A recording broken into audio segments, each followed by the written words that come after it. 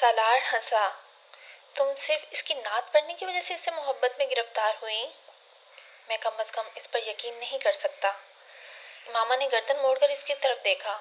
تم مت کرو، تمہارے یقین کی کس کو ضرورت ہے؟ اس کی آواز میں سرد موری تھی۔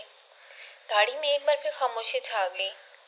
فرض کرو یہ مان لیا جائے کہ تم واقعی اس کے نعت پڑھنے سے کچھ متاثر ہو کر اتنا آگے بڑھ گئی، تو یہ تو کوئی زیادہ پریکٹیکل بات نہیں ہے۔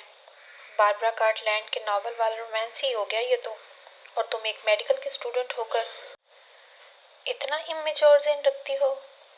سالار نے بے رحمی سے تبصرہ کیا۔ امامہ نے ایک بار پھر گردن موڑ کر اسے دیکھا۔ میں بہت میچور ہوں، بہت زیادہ۔ پچھلے 2-4 سالوں میں مجھ سے زیادہ پریکٹیکل ہو کر کسی نے چیزوں کو نہیں دیکھا ہوگا۔ میری رائے محفوظ ہے۔ ہو سکتا ہے تمہارا پریکٹیکل ہونا میرے پریکٹیکل ہونے سے مختلف ہو۔ اینی وے، میں جلال کی بات کر رہا تھا، وہ جو تم نعت وغیرہ کا ذکر کر رہی تھی، اس کی بات۔ بعض چیزوں پر اپنا اختیار نہیں ہوتا، میرا بھی نہیں ہے۔ اس بار امامہ کی آواز میں شکستگی تھی۔ میں پھر تم سے اتفاق نہیں کرتا۔ ہر چیز اپنے اختیار میں ہوتی ہے، کم از کم اپنی فیلنگز، ایموشنز اور ایکشنز پر انسان کو کنٹرول ہوتا ہے۔ ہمیں پتہ ہوتا ہے کہ ہم کسی شخص کے لیے کس طرح کی فیلنگز ڈیولپ کر رہے ہیں، کیوں کر رہے ہیں، اس کا بھی پتہ ہوتا ہے، اور جب تک ہم باقاعدہ ہوش و حواس میں رہتے ہیں ان فیلنگز کو ڈیولپ نہیں ہونے دیتے، وہ نہیں ہوتی۔ اس لیے یہ نہیں مان سکتا کہ ایسی چیزوں پر اپنا کنٹرول ہی نہ رہے۔ اس نے اپنی بات کرتے ہوئے دوسری بار امامہ کو دیکھا اور اسے احساس ہوا کہ وہ اس کی بات نہیں سن رہی تھی۔ وہ پلکیں جھپکائے بغیر ونڈ اسکرین کو دیکھ رہی تھی۔ یہ شاید ونڈ اسکرین سے باہر دیکھ رہی تھی۔ اس کی آنکھیں متورم تھیں اور اس وقت بھی ان میں نمی آ رہی تھی۔ وہ ذہنی طور پر کہیں اور موجود تھی۔ کہاں یہ وہ نہیں جان سکتا تھا۔ اسے وہ ایک بار پھر اب نارمل لگی۔ بہت دیر تک خاموشی سے گاڑی ڈرائیو کرتے رہنے کے بعد سالار نے قدرے اکتا کر ایک بار پھر اسے مخاطب کیا۔ نعت پڑھنے کے علاوہ اس میں اور کون سی کوالٹی ہے؟ اس کی آواز بلند تھی۔ امامہ بے اختیار چونک گئی۔ نعت پڑھنے کے علاوہ اس میں اور کیا کوالٹی ہے؟ سالار نے اپنا سوال دہرایا۔ ہر وہ کوالٹی جو ایک اچھے انسان، اچھے مسلمان میں ہوتی ہے، امامہ نے کہا۔ مثلاً، سالار نے بھویں اچکاتے ہوئے کہا، اور اگر نہ بھی ہوتی تو بھی وہ شخص حضرت محمد صلی اللہ علیہ وآلہ وسلم سے اتنی محبت کرتا ہے کہ میں اسے اسی ایک کوالٹی کی خاطر کسی بھی دوسرے شخص پر ترجیح دیتی۔ سالار عجیب سے انداز میں مسکرایا۔ What a logic! ایسی باتوں کو میں واقعی ہی نہیں سمجھ سکتا۔ اس نے گردن کو نفی میں ہلاتے ہوئے کہا۔ تم اپنی پسند سے شادی کرو گے یا اپنے پیرنٹس کی پسند سے؟ امامہ نے اچانک اس سے پوچھا۔ وہ حیران ہوا۔ آف کورس اپنی پسند سے۔ پیرنٹس کی پسند سے شادی والا زمانہ تو نہیں ہے یہ۔ اس نے کندھے اچکاتے ہوئے لاپرواہی سے کہا۔ تم بھی تو کسی کوالٹی کی وجہ سے ہی کوئی لڑکی پسند کرو گے، شکل و صورت کی وجہ سے، یا پھر جس سے تمہاری انڈرسٹینڈنگ ہو جائے گی اس سے؟ ایسا ہی ہوگا نا؟ وہ پوچھ رہی تھی۔ یقیناً، سالار نے کہا۔ میں بھی تو یہی کر رہی ہوں۔ اپنی اپنی ترجیحات کی بات ہوتی ہے۔ تم ان چیزوں کی بنا پر کسی سے شادی کرو گے، میں بھی ایسی ہی ایک وجہ کی بنا پر شادی کرنا چاہتی تھی، جلال انصر سے۔ وہ رکی۔ میری خواہش ہے میری شادی اس سے ہو جو حضرت محمد صلی اللہ علیہ وآلہ وسلم سے مجھ سے زیادہ محبت رکھتا ہو۔ جلال انصر، آپ صلی اللہ علیہ وآلہ وسلم سے مجھ سے زیادہ محبت کرتا تھا۔ مجھے لگا مجھے اسی شخص سے شادی کرنی چاہیے۔ میں نے تم سے کہا بعض چیزوں پر اختیار نہیں ہوتا، بعض خواہشات، بس ان سے چھٹکارا پانا ممکن نہیں ہوتا۔ اس نے افسردگی سے سر کو جھٹکتے ہوئے بولا۔ اور اب جب وہ شادی کر چکا ہے تو اب تم کیا کرو گی؟ پتہ نہیں۔ تم ایسا کرو کہ تم کسی اور نعت پڑھنے والے کو ڈھونڈ لو، تمہارا مسئلہ حل ہو جائے گا۔ وہ مذاق اڑانے والے انداز میں ہنسا۔ امامہ پلکیں جھپکائے بغیر اسے دیکھتی رہی۔ وہ سفاکی کی حد تک بے حس تھا۔ اس طرح کیوں دیکھ رہی ہو تم؟ میں مذاق کر رہا ہوں۔ وہ اب اپنی ہنسی پر قابو پا چکا تھا۔ امامہ نے کچھ کہنے کے بجائے گردن موڑ لی۔ تمہیں تمہارے فادر نے مارا ہے؟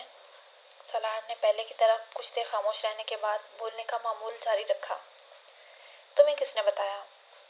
امامہ نے اسے دیکھے بغیر کہا۔ ملازمہ نے سالار نے اطمینان سے جواب دیا۔ بیچاری یہ سمجھ رہی تھی کہ تم جو یہ شادی سے انکار کر رہی ہو وہ میری وجہ سے کر رہی ہو، اس لیے اس نے مجھ تک تمہاری حالت ظاہر بڑے دردناک انداز میں پہنچائی تھی۔ مارا ہے تمہارے فادر نے؟ ہاں، اس نے بے تاثر انداز میں کہا۔ کیوں؟ میں نے پوچھا نہیں، شاید وہ ناراض تھے اس لیے۔ تم نے کیوں مارنے دیا؟ امامہ نے گردن موڑ کر اسے دیکھا۔ وہ میرے بابا ہیں، انہیں حق ہے، وہ مار سکتے ہیں مجھے۔ سالار نے حیرانی سے اسے دیکھا۔ ان کی جگہ کوئی بھی ہوتا وہ اس صورتحال میں یہی کرتا۔ مجھے یہ قابل اعتراض نہیں لگا۔ وہ بڑے ہموار لہجے میں کہہ رہی تھی، اگر مارنے کا حق ہے انہیں تو پھر تمہاری شادی کرنے کا بھی حق ہے۔ اس پر اتنا ہنگامہ کیوں کھڑا کر رہی ہو تم؟ سالار نے چپتے ہوئے لہجے میں کہا۔ کسی مسلمان سے کرتے اور چاہے جہاں مرضی کر دیتے، میں کروا لیتی، چاہے وہ جلال انصر نہ ہوتا، استہزائیہ انداز میں کہا۔ ہاں، اب بھی آخر کون سا ہو گئی ہے اس سے؟ اس کی آنکھوں میں ایک بار پھر نمی جھلملا رہی تھی۔ تو تم ان سے یہ کہہ دیتی۔ کہا تھا، تم سمجھتے ہو میں نے نہیں کہا ہوگا؟ مجھے ایک بات پر بہت حیرانی ہے، سالار نے چند لمحوں کے بعد کہا۔ آخر تم نے مجھ سے مدد لینے کا فیصلہ کیوں کیا؟ بلکہ کیسے کر لیا؟ تم مجھے خاصا ناپسند کرتی تھی۔ اس نے امامہ کی بات کا جواب دیے بغیر بات جاری رکھی۔ میرے پاس تمہارے علاوہ دوسرا کوئی آپشن تھا ہی نہیں، امامہ نے مدھم آواز میں کہا۔ میری اپنی کوئی فرینڈ اس طرح میری مدد کرنے کی پوزیشن میں نہیں تھی جس طرح کوئی لڑکا کر سکتا تھا۔ اسجد کے علاوہ میں صرف جلال اور تم سے واقف تھی، اور سب سے قریب ترین صرف تم تھے جس سے میں فوری رابطہ کر سکتی تھی، اس لیے میں نے تم سے رابطہ کیا۔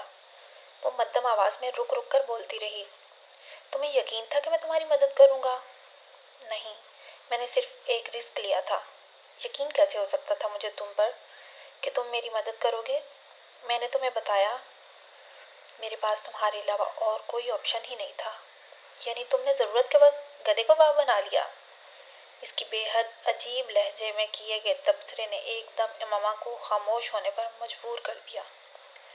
وہ بات منہ پر مارنے میں ماہر تھا، مگر اس نے غلط بھی نہیں کہا تھا۔ ویری انٹرسٹنگ، اس نے امامہ کے جواب کا انتظار کیے بغیر کہا، جیسے اپنے تبصرے پر خود سے محظوظ ہوا ہو۔ میں گاڑی کچھ دیر کے لیے یہاں روکنا چاہ رہا ہوں، سالار نے سڑک کے کنارے بنے ہوئے ایک سستے قسم کے ہوٹل اور سروس اسٹیشن کو دیکھتے ہوئے کہا۔ میں ذرا ٹائر چیک کروانا چاہ رہا ہوں، گاڑی میں دوسرا ٹائر نہیں ہے۔ راستے میں اگر کہیں ٹائر فلیٹ ہو گیا تو بہت مسئلہ ہوگا۔ امامہ نے صرف سر ہلانے پر ہی اکتفا کیا۔ وہ گاڑی موڑ کر اندر لے گیا۔ اس وقت دور کہیں فجر کی اذان ہو رہی تھی۔ ہوٹل میں کام کرنے والے 2-4 لوگوں کے علاوہ وہاں اور کوئی بھی نہیں تھا۔ اسے گاڑی اندر لاتے دیکھ کر ایک آدمی باہر نکل آیا۔ شاید وہ گاڑی کی آواز سن کر آیا تھا۔ سالار گاڑی کا دروازہ کھول کر نیچے اتر آیا۔ وہ کچھ دیر سیٹ کی پشت سے سر ٹکائے آنکھیں بند کیے بیٹھی رہی۔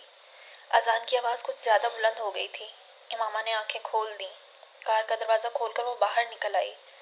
دروازہ کھلنے کی آواز پر سالار نے گردن موڑ کر اسے دیکھا تھا۔